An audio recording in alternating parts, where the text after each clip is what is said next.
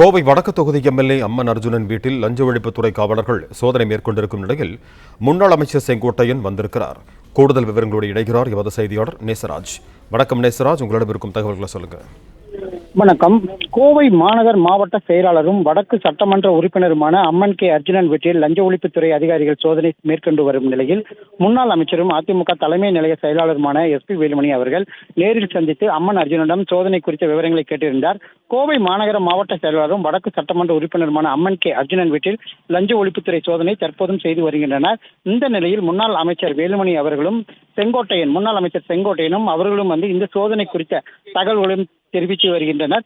மேலும் இந்த இதுல சட்டமன்ற உறுப்பினர்கள் PRG அருண்குமார், KR ஜெயராமன் உள்ளிட்ட பல்வேறு அதிமுக சட்டமன்ற உறுப்பினர்களும் அவரது வீட்டிற்கு முன்பு அமர்ந்து அவர்கள் பேசிக் கொண்டிருக்கிறார்கள். மேலும் இந்த லஞ்ச ஒழிப்புத்துறை மாலை வரை நீடிக்கும் என அதிகாரிகள் தரப்பில் தெரிவித்துள்ள நிலையில் எதற்காக இவர்கள் செய்தார்கள் எனவும் தெரிவித்துள்ளனர். மேலும் அவர்கள் லஞ்ச ஒழிப்புத்துறை போகும்பொழுது ஆர்ப்பாட்டம் செய்வதாக தகவல் வெளியாகியுள்ளது குறிப்பிடத்தக்கது.